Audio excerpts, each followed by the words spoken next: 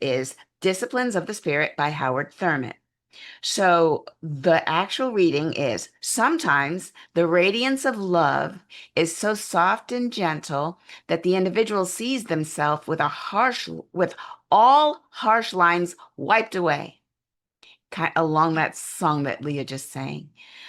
Radiance of love so soft and gentle that the individual sees themselves with all harsh lines wiped away, all limitations just blended with their strengths. And so happy a combination that strength seems to be everywhere and weakness nowhere to be found. This is part of the magic spell of love. Now, as I move into the audio setting of noise removal, good, I'm already there. Um, So do you feel that, right? When you're in the throes of love, this is the part of the magic. Sometimes its radiance kindles old fires that have long since grown cold from the neglect of despair, or new fires kindled by a hope born full blown, without beginning and without end. Sometimes the same radiance blesses a life with a vision of its possibilities never before dreamed of or caught, stimulating new endeavor and summoning all latent powers to energize the life at its innermost core. This is love at its finest. My heart is opening. My love is waking. Like this is through every part of me. Man. Now, there's another side of the coin. He goes on to say, Howard Thurman in Disciplines of the Spirit. This is page 122, 123. But there are other ways by which love works its perfect work. There is a steady anxiety that surrounds our experience of love. It may stab the spirit by calling forth bitter, scathing self-judgments.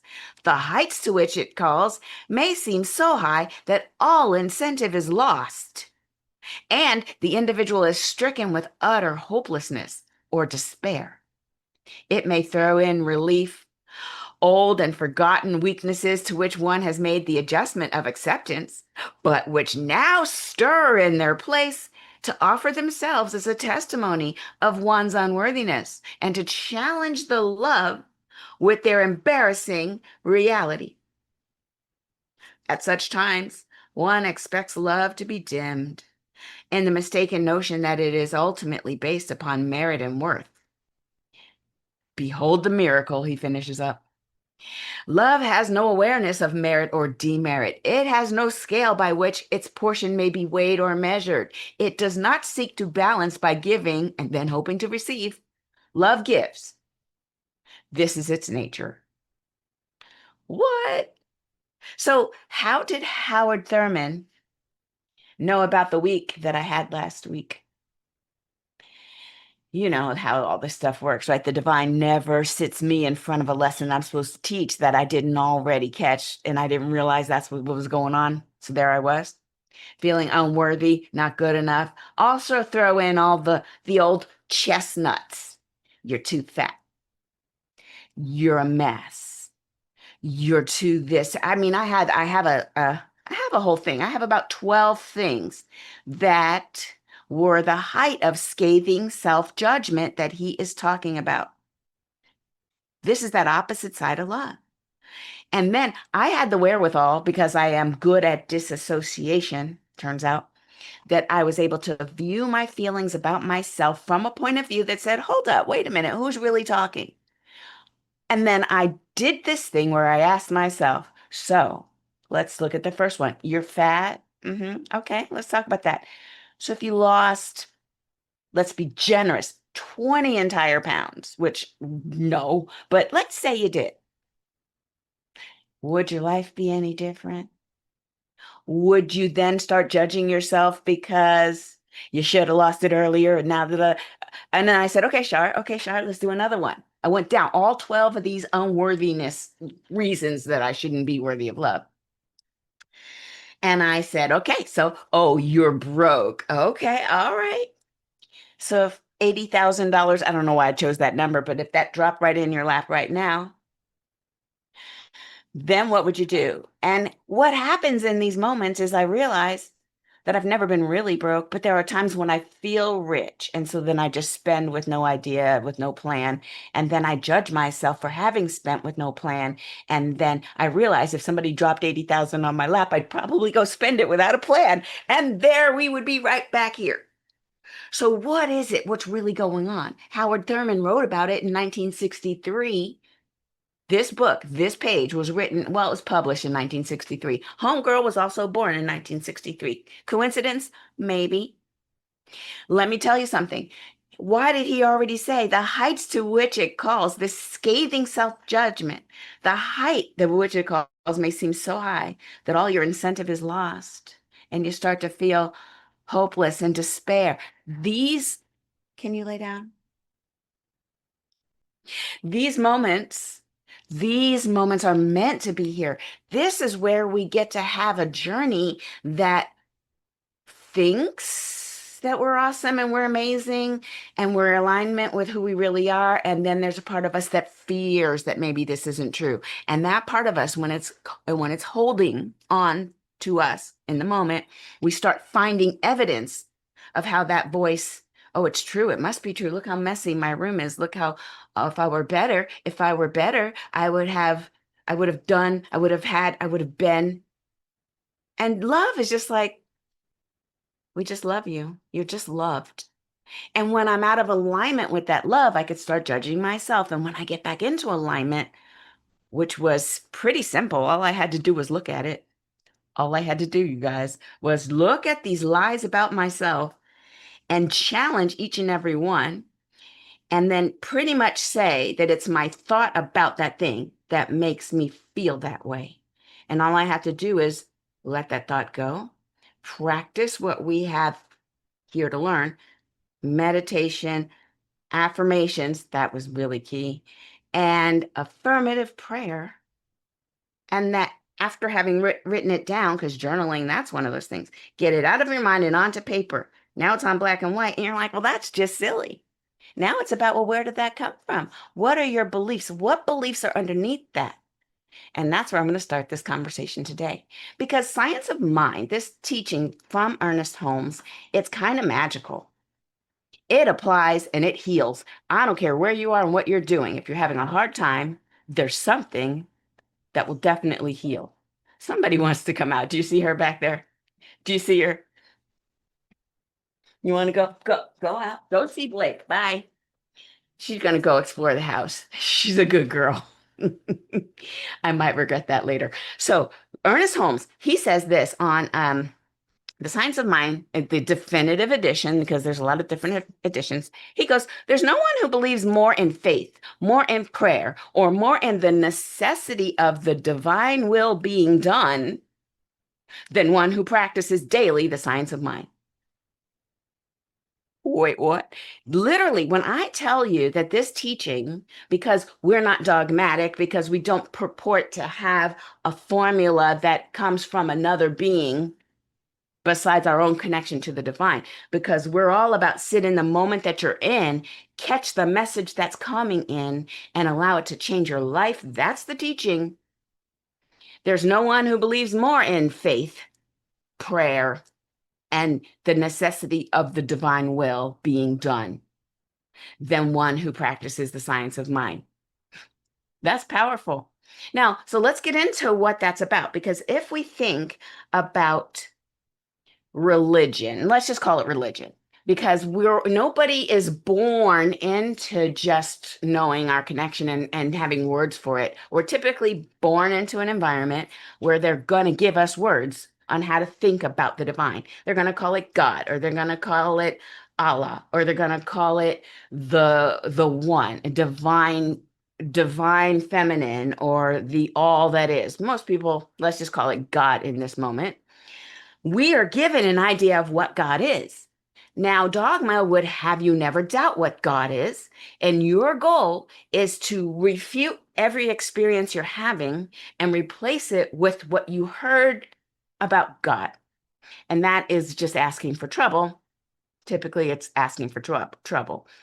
I'm not going to speak for you, but for me, it's asking for trouble. So doubt is actually the foundation of a practical faith, the one that you can practice, because you're supposed to have curiosity. You're supposed to have curiosity. When a child raises their hand in Bible school or whatever, Quran school, whatever school, and you're asking a question about that teaching because you are being given an idea of the divine, well, when you raise your hand and ask a question, how are you treated?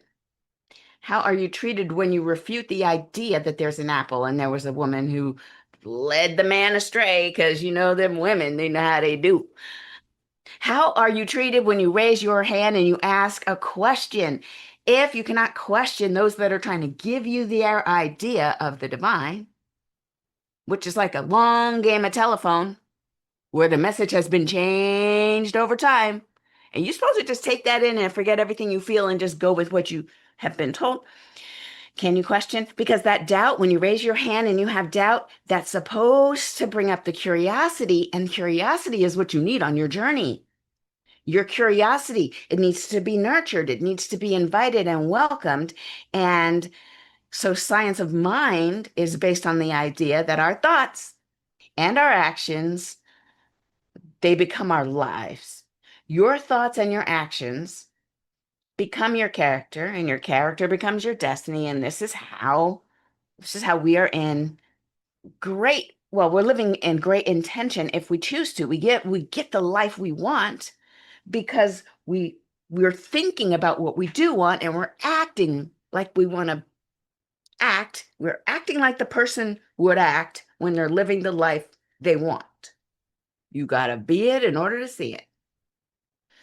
When we're doing that, the idea that our thoughts and actions are powerful, and we can use our thoughts and our actions to take us deeper and deeper and more connected to our version of the divine, then we have a deeper, more personalized experience of God. And if everybody can have their own relationship with God or Allah or Buddha or the divine, call it what you want to call it, if everybody can touch that hem, then, oh my goodness, what a world we would live in.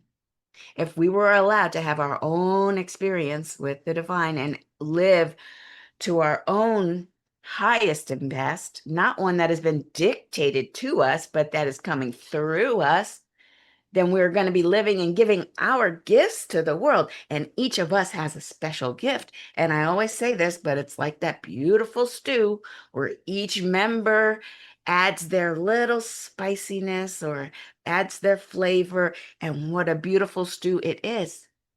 We don't get to judge it. That's all. But you got to have your doubt, which leads to curiosity, which leads to practicing what you're being taught in a way that gives you a personal connection to the divine. Now, we take this doubt that's internal with ourselves, and we're taking what we've been told, and we're doing a little science experiment or two. We're kind of taking notes and we're watching how it unfolds.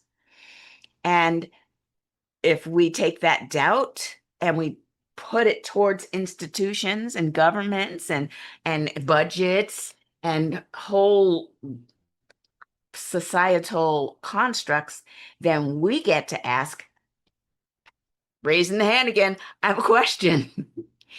Sir, you said in that last time that you were gonna XYZ, but I noticed your behavior doesn't match. Can you tell me more about that? What are you doing when you ask questions that you do have curiosity? You are trying to thread the needle of accountability, and something doesn't smell quite right. Something in the milk, not quite right. You get to slide that hand right on up. Excuse me, I have a question. When we can doubt our environment, whatever the standards, whatever the societal norms, whenever you notice something, because you get to be you in this world, you get to ask. Integrity. If you hold integrity high, then you do that in your life, and you get to point out when you're not seeing integrity play out in front of you. Now, if that institution never said that they were even going to try to have integrity, well, now let's figure out what is ours to do to move towards more alignment in our surroundings. So that's whether you're at work, whether you are in a home environment where there's a little bit of a power play at hand, you get to have the life you want to live as long as it's in alignment with the highest for all. Integrity, love, joy, beauty, you get to have that. You don't, there's no reason to have anything less. So we're talking about doubt helping us to notice where we're not living in our highest. And it's almost now causing our curiosity to have a mandate for change. And some people that hear that say, oh, great, I have a mandate to change how you are acting. Hold on. Our mandates are like our boundaries. We get to decide what we will and will not accept. And when we have a boundary around a certain behavior, well, you can communicate. First of all, you communicate. Ouch. That's the best communication form. If someone does something to hurt you, do they know it? You say ouch, and then watch their face. Oh, they had on earphones. Take out your earphones. Ouch. Oh, was I standing on your foot? They just didn't know. If you caught their attention and you told them ouch, and they're still not changing, this could be individual relationships, family relationships, government. If you told your society ouch, and they did not act like they heard you,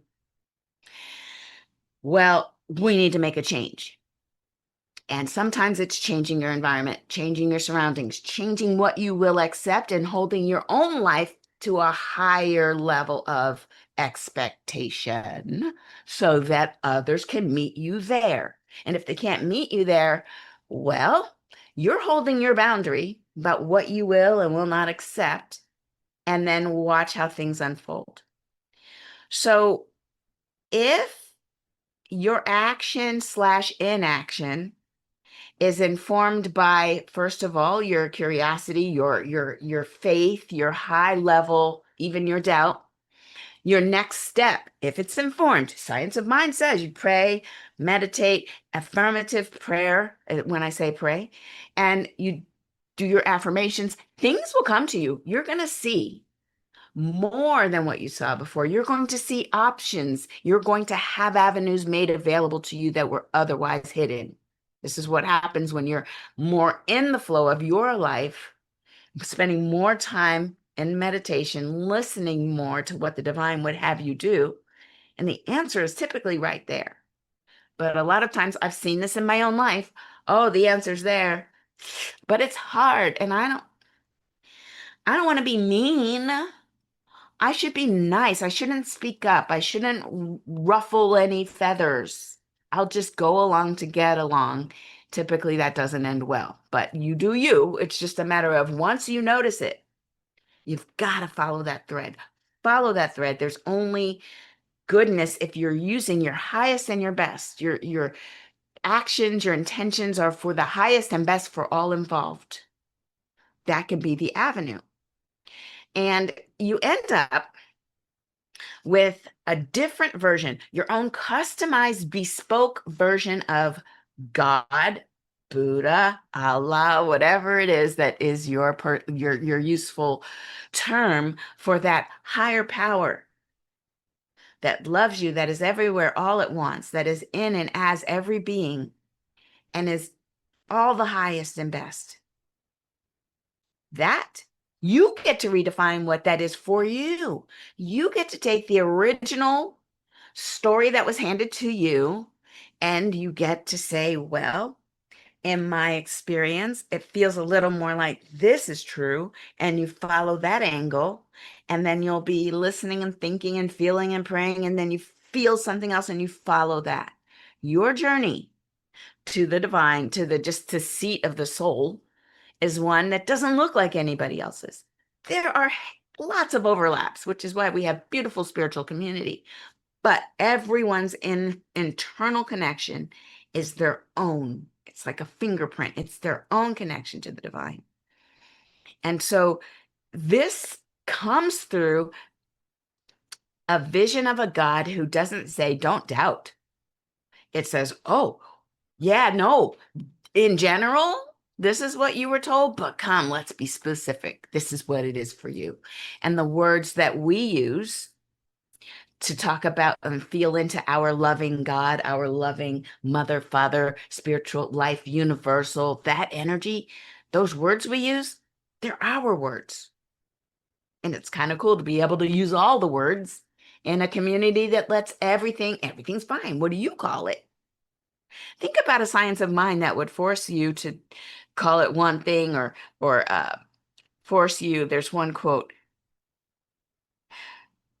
Yeah, this one. Faith. Okay, so here, a couple things, supporting quotes here. I really want you to catch this. Where faith is a faculty by Ernest Holmes in Science of Mind. Faith is a faculty of the mind. And what it does, it finds its highest expression in the religious attitude. Yes. But always, this person who has faith in their own ability accomplishes much more than one that has no confidence in themselves. So we're saying faith is an idea, it's an embodiment, but you got to bring it to your life and then live from your life with faith. And that's going to look different. And it's different. It's like someone who says, I have faith, and they sit on their couch and they just eat the bonbons, of which we speak all the time. I have faith. There'll be a check. Faith without works, you know what they say, it's dead. You may have a conviction that your check is coming. And if you're giving insight into what to do next, please do it. Show up, give, serve, be in the world so that you could be there to get the check, if that's what your faith is leading you to. So it's two-sided. I'm gonna sit in my beingness and contact the divine, and then as I reach out, the divine reaches to me. So many images come to me. I'm thinking of the Sistine Chapel now. Isn't that where Adam reaches out and then God's reaching the man? And if you look, yes, Tamara's giving me the symbol. Yeah, it's if you look really closely, they are doing some sacred geometry. I was studying that over the week. A lot of stuff happened this week. People were saying that it's a mapping of the brain. Like if you look, you could see like a mapping of the brain, because where the pituitary gland meets the back of your brain, the little pituitary gland, that's God. That's how we perceive God. That's the human reaching out to the divine, that little point right there. It's interesting. I have so much fun going down rabbit holes. But when I looked at this Howard Thurman quote and I saw that we're supposed to have moments where we think that we're trash, and then moments where we know we are awesome divine individuals, we're supposed to have both of those. That is the human experience. And it's kind of why we came here, to experience the illusion, the Maya of separation, while also knowing that we're one with all that is. And that's the whole interplay of living this life. So what a fun place to be, right? Fifth week of May. All right, so that's about it for me. I was looking for one more thing. Do I have any requests for prayer? Great. Okay, so all I wanted to say to you is that stay open and stay curious. As these next 2 weeks, I'm heading off to a vacation, much needed. As these 2 weeks unfold, look for ways in which your curiosity is telling you, maybe find out a little more, and then see if you can bring new pieces of information, new points of view into your meditation, and ask for spirit to unfold within you some new idea, some new thought, some new thing, because you want to stay open at the top. You want to stay growing. And we all know that the plant does sprout forth from that seed. And we don't seek to hold on to the seed and get mad at the seed for changing because we like things the way they were. No, the seed's supposed to break open and bring forth new things. And so look for the new, be curious, and allow doubt to lead the way. All right, let's go within and pray. There's only one divine energy, one power moving in and through and as each and every one of us. That energy and all of the infinite potentiality that has not been revealed yet, all of that is at hand right now. We are individually living one life. That life is God.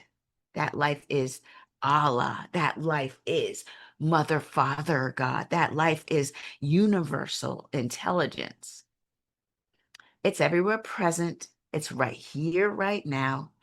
And it is so, whatever you want to call it, it is so home. The word that comes is home. It is your home, my home. It is the place of the Most High, what they called it in Egypt. It's in each and every one of us, but it's like a temple of the Most High, way in the back of the pyramids, way in the back. There's a chamber. That little spot, that little divine spot. That's where the spark of divine intelligence, wholeness, and life, that is our truth. And everything around it is structures that we build around it. But if you're being honest, the high watch, the holy high place of the divine, well, that's in each and every one of us, and we can go there at any time. All the answers are there. Every possibility is there. It supports everything we do. Its purpose is to just love, just give and love us exactly how we are. We're worthy. We don't have to do anything. We don't have to earn anything to be okay. We are loved. We are magnificent. So in this sense of wholeness and completeness, wow, what can we do?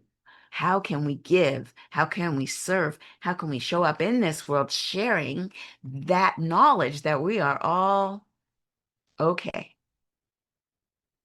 And then following it, every curious thread to its fruition and watching the miracle of life just keep unfolding and unfolding and unfolding all around us.